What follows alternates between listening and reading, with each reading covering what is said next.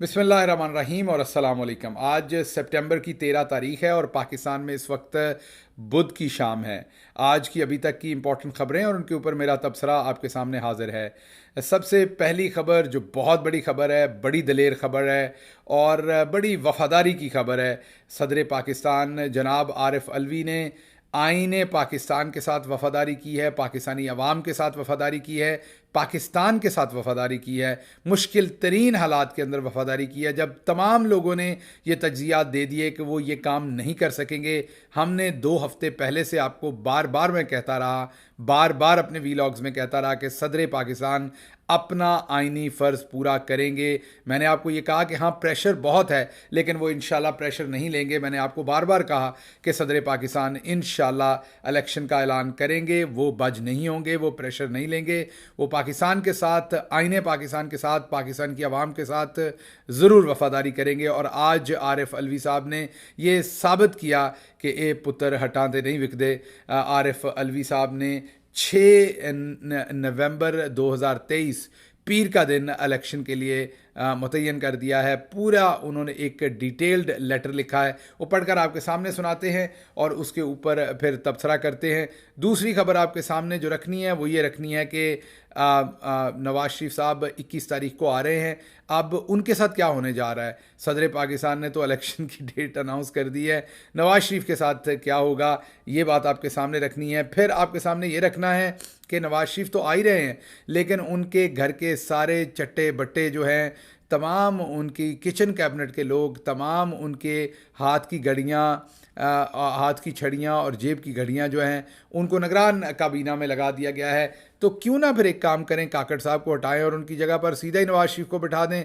Election कराने की तो ज़रूरत नहीं। जिस तरह स्टोर का आपने इलेक्शन का रिज़ल्ट रोक लिया, तो ताकतवर हल्के सीधा काम करें, नवाज शरीफ को वज़ीर आज़म बनाएं। अगर आपने फवाद अहमद फवाद को और इस तरह के तमाम लोगों को अगर आपने वज़ीर बनाना है, जिसमें आपको पता है हाथ चीमा भी शामिल हैं, जिसमें जो उमर सैफ भी है, तौकीर शाह भी है, जब ये तमाम लोग मौजूद हैं कैबिनेट में, तो फिर नवाज शरीफ को सीधा सीधा वज़ीर बनाएं। ये तो उनके घर के लोगों को निगरान काबीना के अंदर आपने कर दिया है। फिर उसके साथ आपको अगली खबर देनी है।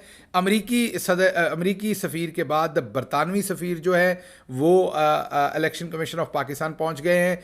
क्या इससे ये तासर नहीं जाएगा कि दोनों मुल्क इलेक्शन के ऊपर असरअंदाज होंगे? क्या आज़ादाना इलेक्शन कमीशन को किसी भी मुल्क का सफ़ीर किसी भी दूसरे मुल्क के अंदर इस तरह मिल सकता है? क्या पाकिस्तानी सफ़ीर ऐसे कर सकता है? क्या हिंदुस्तान के अंदर अमरीकी या बरतानवी सफ़ीर इलेक्शन से पहले इलेक्शन कमीशन को ऐसे मिल सकता है? ये बहुत बड़ी खबरें हैं। फिर मिस्र के अंदर स्कूल की बच्चियों के ऊपर नकाब लेने के ऊपर पाबंदी लगा दी गई है, इसके ऊपर बात करेंगे। मरियम सफदर साहबा का ट्विटर का ब्लू टिक जो है वो गायब हो गया है। क्या किया ऐसा मरियम सफदर ने कि जो ब्लू टिक उनका जो है वो गायब हो गया? बहुत सारी खबरें हैं, ये आपके सामने रखेंगे। और सबसे पहले सदर पाकिस्तान की खबर आपके सामने रखते हैं। सदर पाकिस्तान ने ये ख़त लिखा है, ख़त का नंबर 7/3/D 2023 13 सितंबर 2023 को प्रेसिडेंट ने ये ख़त लिखा है।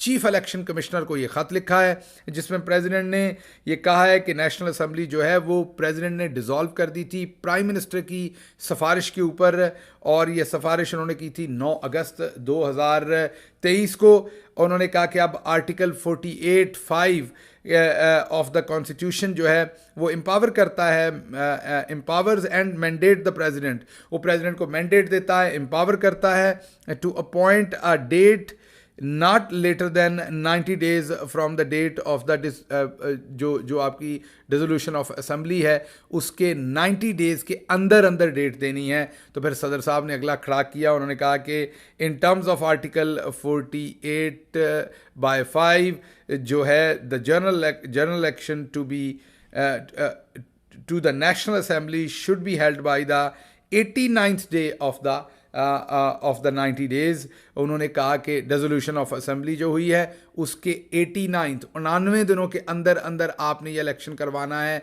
89 दिनों के अंदर अंदर क्यों करवाना है? क्योंकि आइन ये कहता है कि 90 दिन के अंदर अंदर करवाना, तो लेट से लेट 89th डे पर इलेक्शन होगा। और उन्होंने कहा कि 89th डे बनता है मंडे 6 पीर 6 नवंबर 2023 सदर ममलकत ने इलेक्शन की डेट दे दी। सदर ममलकत ने वो तमाम प्रेशर साइड पे रख दिए।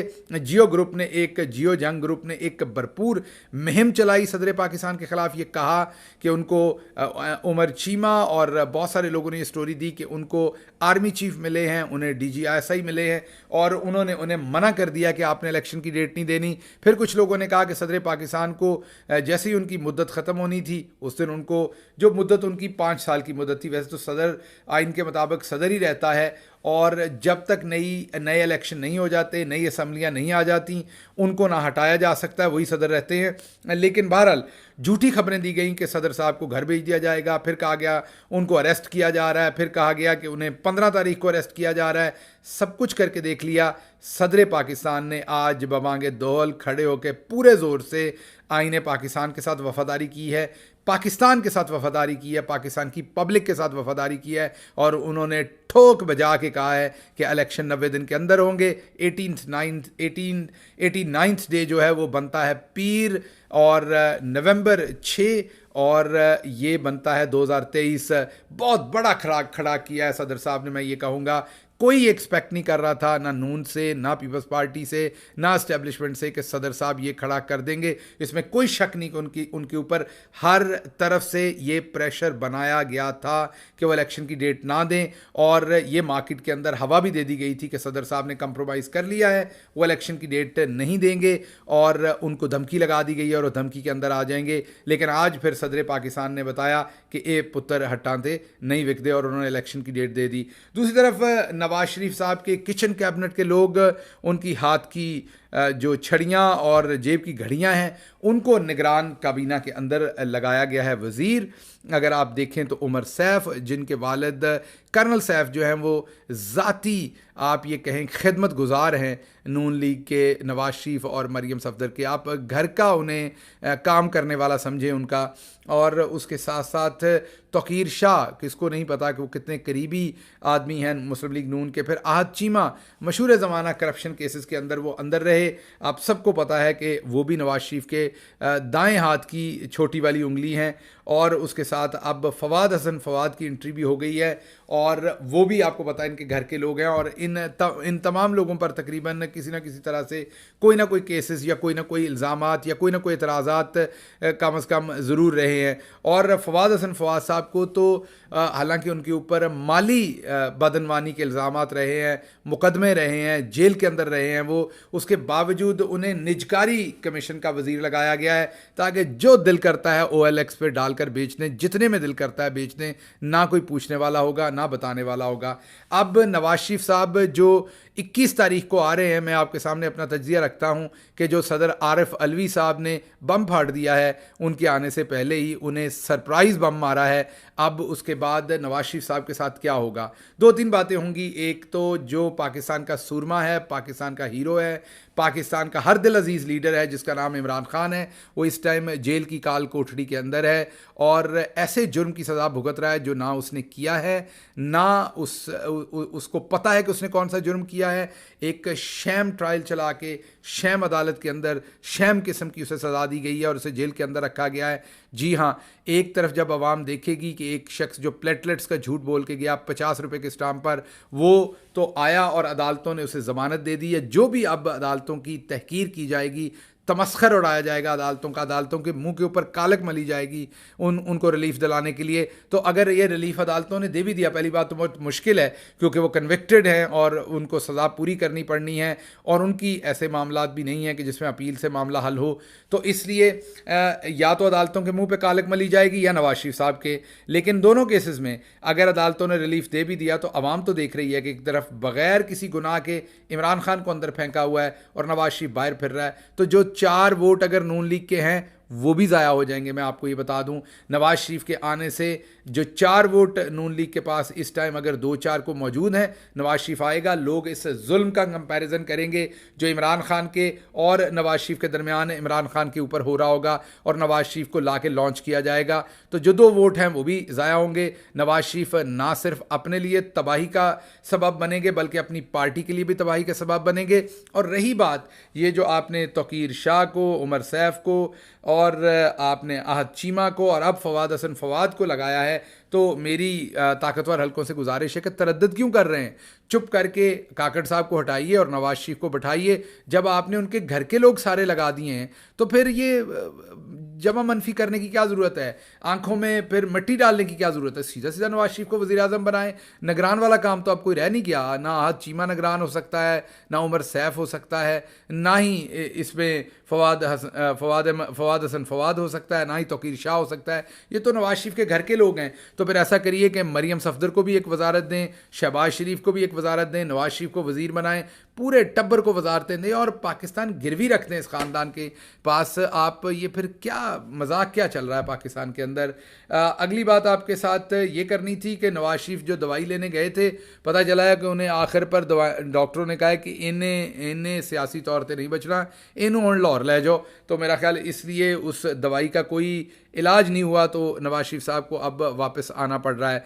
DI खान में डेरा इस्माइल खान के अंदर एडिशनल सेशन जज इलियास खान ने बेहतरीन फ़ैसला दिया है। एक SHO जो बग़ैर इजाज़त के किसी वर्कर के घर में घुस गया था, उस SHO को 3 लाख रुपए जुर्माना और 1 साल जेल की सज़ा सुनाई है।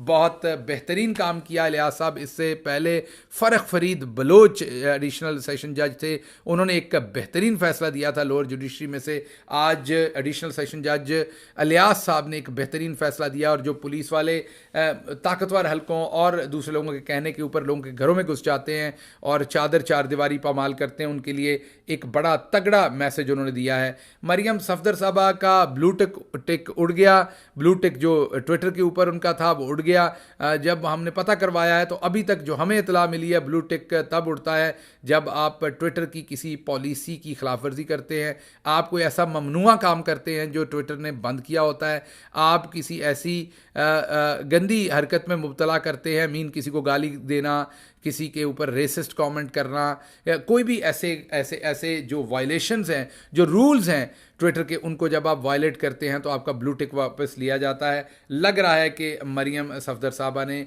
कोई ना कोई उनकी पॉलिसी वायलेट की है जिससे उनका ब्लू टिक जो है वो वापस चला गया है।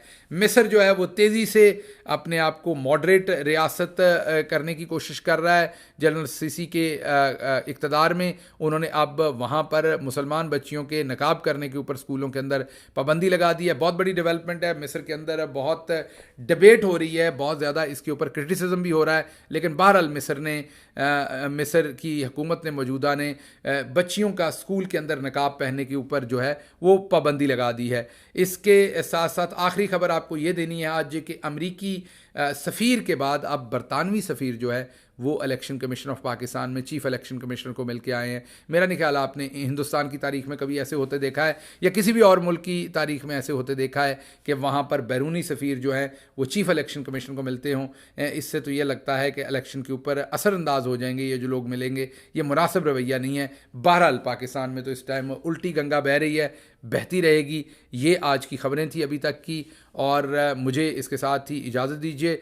अल्लाह आपका हामी नासिर हो। पाकिस्तान जिंदाबाद।